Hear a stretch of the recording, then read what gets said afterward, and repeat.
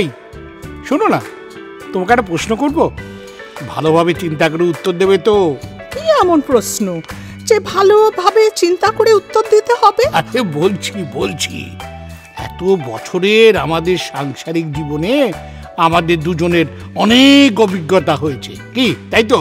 হ্যাঁ, সে তো হয়েছে। সেই অভিজ্ঞতা থেকে তোমায় যদি জিজ্ঞেস করি যে কোন জিনিসটা আমাদের মধ্যে থেকে ভ্যানিশ করে দিলে তোমার ভালো লাগবে? কোন জিনিসটা মানে? তুমি কি কোনো বস্তুর কথা বলছো? আরে না না না না, কোনো বস্তু না, ধরো কোনো আচার, ব্যবহার বা অনুভূতি। কোনো আচার, ব্যবহার বা অনুভূতি? ও, তাহলে তো বলতে হয় তুমি যখন ঝগড়া করো সেই ঝগড়াটাই না আমাদের জীবন থেকে ভ্যানিশ করে দিতে পারলে সবচেয়ে ভালো হয়। তাই নাকি? হ্যাঁ, তবে আমি তো ঝগড়া করি না, আমি তো শুধু আত্মরক্ষা করি। তার মানে বলতে চাইছো আমি ঝগড়া শুরু করি? আরে না না না না না, আমি মজা করছিলাম। তবে একটা কথা, তুমি যখন ঝগড়া করো আমার খুব ভালো লাগে। কেন ভালো লাগে? কেন? এই তোমার মুখটা কিরকম এই টমেটোর মতো লাল হয়ে যায়। শোনো, তাহলে বলবো তোমার টমেটো কিন্তু এখনই ঝাল হতে যাচ্ছে। তাহলে তো দারুণ হয়, টমেটো ঝাল হলে স্যালাডের মজা বাড়ে।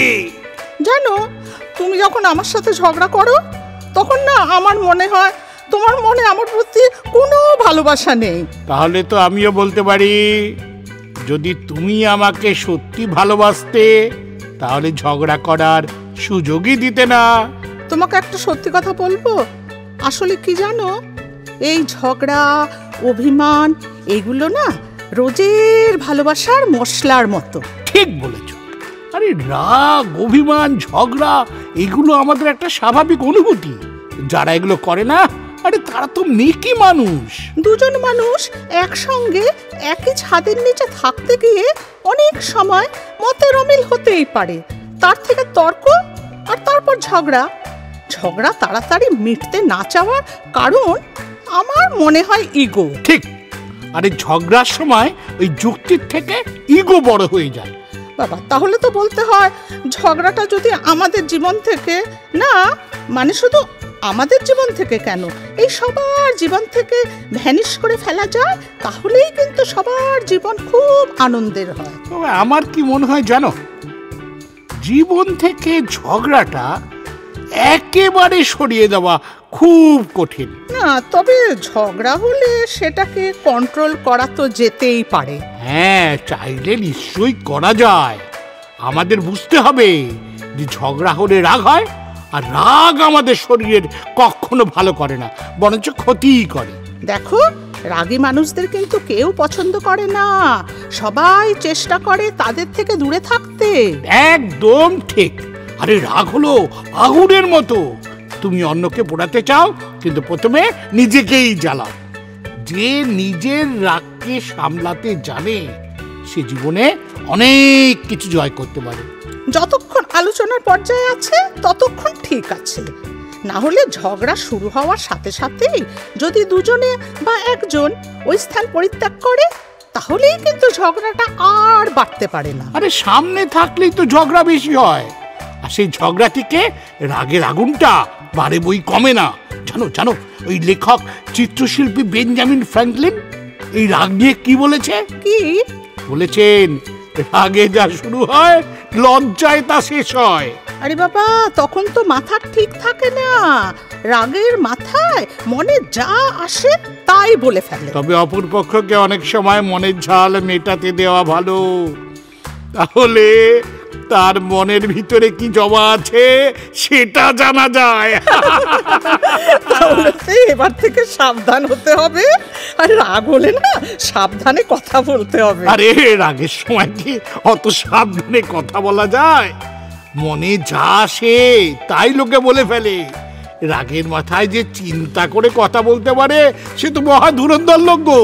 রাগ কিন্তু সব সময় দেখেছি সব সুন্দর মুহূর্ত ধ্বংস করে দেয়। ঝগড়া করার সময় এমন কিছু করা উচিত যা মনকে আনন্দ দেয়, বা কোনো সৃজনশীল কাজে নিজেকে ব্যস্ত রাখলে মন শান্ত হয়। এটি কিন্তু রাগ কমানোর একটা শক্তিশালী উপায়। শোনো না, শুনেছি রাগ কমাতে 1 থেকে 10 অবধি উল্টো দিক থেকে গুনতে শুরু করলেও রাগ নাকি অনেকটা কমে যায়। কমতেই পারে, মোদ্দা কথা মনটাকে অন্যদিকে ঘোরাতে পারলে রাগকে কন্ট্রোলে আনা যায়। অনেকে রাগের সময় মুখে কিচ্ছু বলে না, কিন্তু ধুমধাম আওয়াজ করে। অবশ্য সেটা কিন্তু একদিক দিয়ে বেশ ভালো।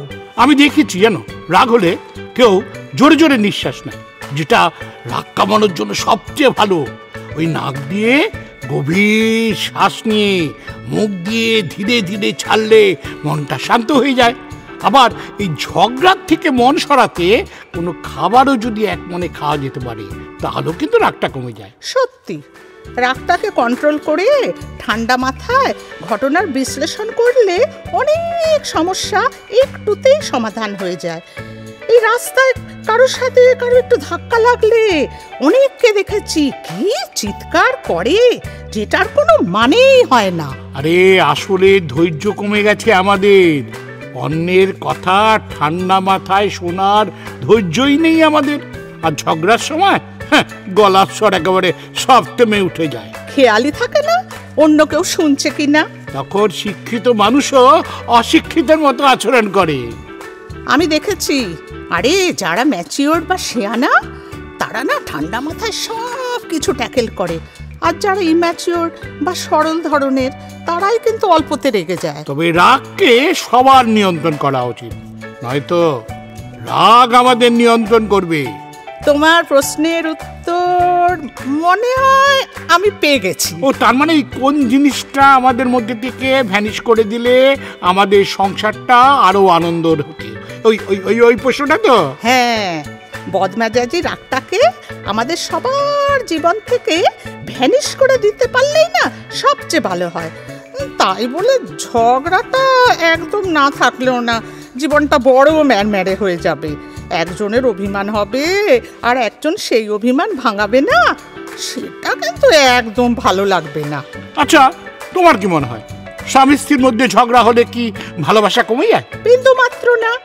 ঝগড়া আর ভালোবাসা তো একই মুদ্রার 2 পিঠ। তাহলে বলছো যে কিছু কিছু ঝগড়া চলতে পারে, তাই তো? হ্যাঁ ঠিক, সেটা চলতেই পারে, কারণ ঝগড়া আর ভালোবাসা দাম্পত্য জীবনের অবিচ্ছেদ্য অংশ। আর দাম্পত্য জীবনে রাগ অভিমান খুবই সাধারণ ব্যাপার। তাহলে বলতেই হয় দাম্পত্যের ঝগড়া দীর্ঘজীবী হোক। দীর্ঘজীবী হোক, দীর্ঘজীবী হোক। বাস্তবতার বেড়া জালে ঘাত প্রতিঘাত চলবে ঘুরে। ইগো নামক অনুভূতিকে তাড়াতে হবে অনেক দূরে। বয়স বাড়ার সাথে সাথে বাস্তবতা সামনে আসে। হোক সে রূঢ়, হোক সে কঠিন, কাটাতে হবে তা হেসে হেসে। ইগো নামক অনুভূতিকে ছুঁড়ে ফেলো অনেক দূরে। একসাথে কেউ থাকতে হলে মতান্তর তো হতেই পারে। যুক্তি দিয়ে বললে কথা শেষ হবে না মনান্তরে। ইগো নামক অনুভূতিকে সরিয়ে ফেলো অনেক দূরে।